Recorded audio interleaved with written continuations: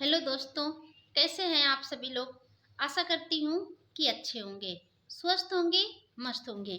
मैं हर रोज की तरह आज फिर एक मोटिवेशनल कहानी लेके आई हूँ। कृपया इसे अंत तक जरूर सुने। एक नगर में धर्मराज नाम का एक व्यापारी रहता था। उसका व्यापार बहुत अच्छे से चल रहा था।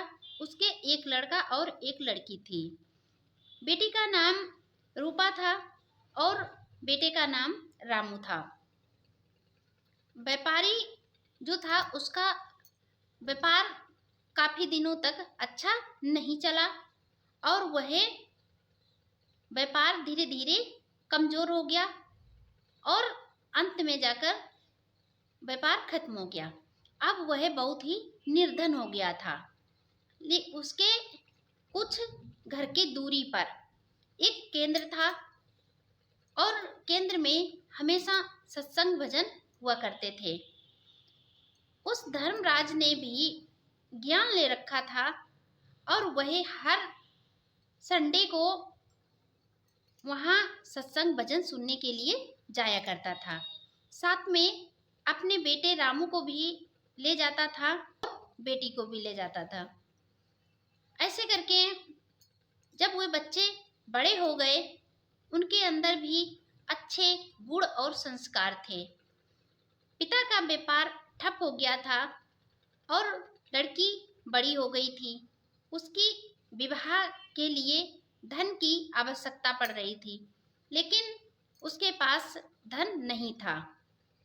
जब रामू ने अपने पिता का व्यापार दोबारा से चालू करना चाहा, तो उसके पास इतने पर्याप्त धन नहीं था। रामू अब बहुत ही चिंतित में रहता था कि अपनी बहन की शादी किस तरह से करे। धर्मराज बूढ़े हो चुके थे, लेकिन उसने अपने बेटे को संस्कार बहुत ही अच्छे दे रखे थे। वह परेशानी से तो जूझ रहा था, लेकिन फिर भी कभी भी सत्संग सुनना, केंद्र पर जाना, सेवा करना उसे नहीं छोड़ रहा था।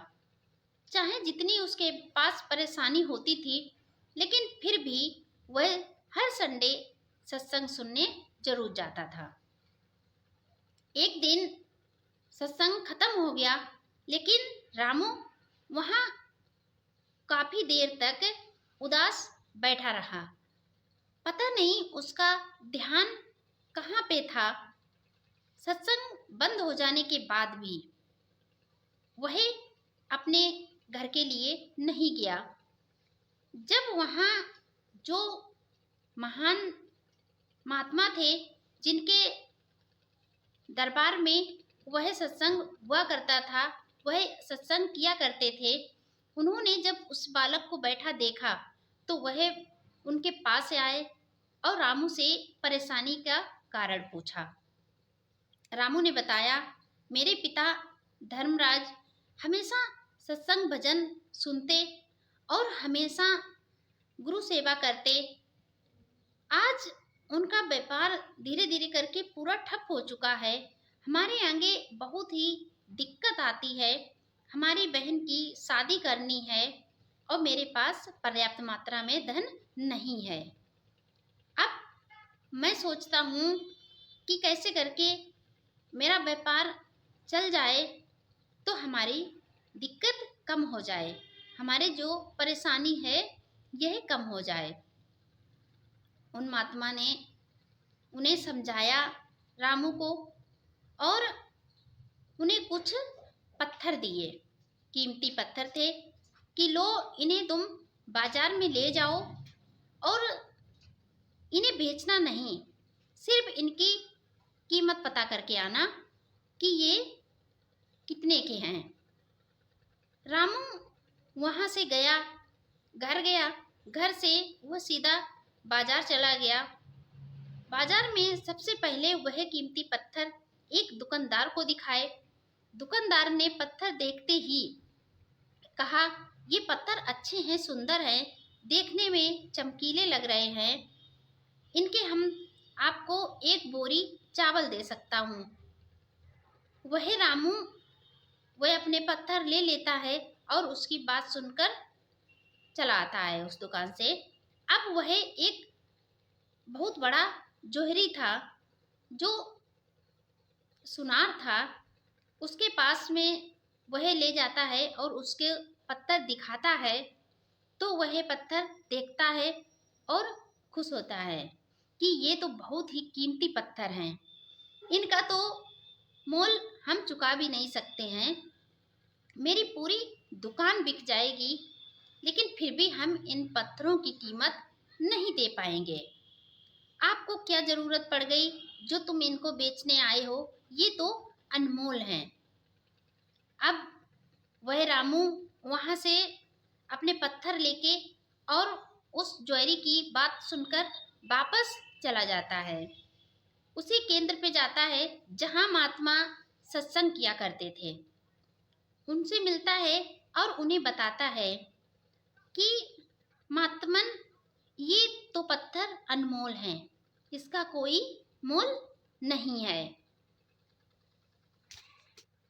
और महात्मन को पूरी बात बताता है कि मैं सबसे पहले एक दुकानदार के पास गया था, उसने इसकी कीमत मुझे एक बोरी चावल देनी चाहिए, लेकिन फिर मैंने अपने पत्थर उससे ले लिए और मैं फिर एक जोहरी के पास में गया, उसने इसकी कीमत अनमोल बताई। मैं तो ये सुनकर शौक हो गया, मैं चौंक गया और मैं अपने पत्थर लेके वापस आपके पास आ गया।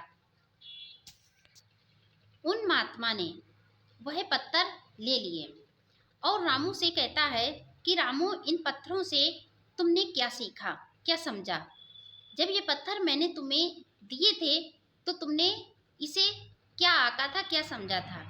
रामू कहता है, यह पत्थर मेरे लिए बिल्कुल मिट्टी के समान थे। मैं इन्हें सिर्फ देख सकता था कि ये अच्छे पत्थर हैं, लेकिन मुझे इसकी कीमत नहीं पता थी। और महात्मा ने रामू को बताया कि जिस तरह हम अनजाने में इसकी कीमत नहीं जान पाते हैं, नहीं पहचान पाते हैं, और वह चीज़ हमारे लिए अनमोल होती है। जब हमें पता चलता है तो हमें शौक लगता है। जिस तरह इन पत्थरों की कीमत अनमोल है, इसी तरह स्वास्थ्य, प्रेम और सच्चे रिश्ते वह भी हमारे लिए अनमोल हैं, कीमती धन की तरह हैं। अगर तुम इन्हें नहीं पहचानोगे तो यह तुम्हारे लिए साधारण चीज की तरह ही लगेंगे, लेकिन जो इनके महत्व को समझता है वह इन्हें अनमोल मानता है। रामू को यह बात समझ आ गई और उसने तय किया कि वह अपना स्वास्थ्य, परिवार और दोस्त रिश्तेदारों को अपना जीवन का सबसे मूल्य धन समझेगा और उनका ख्याल रखेगा। इस कहानी से हमें यह सीख मिलती है कि जीवन का सबसे कीमती धन स्वास्थ्य, प्रेम और सच्चे रिश्तेदार हैं। इन्हें पहचानें और उनकी कद्र करें। यह वीडियो आपको कैसा लगा कमेंट में जरूर बताएं। ऐसे ही और वीडियो पाने के लिए चैनल को सब्सक्राइब करें और बेल आइकन जरूर प्रेस कर दें, जिससे मेरा आने वाला हर एक वीडियो आपको समय पर मिलता रहे।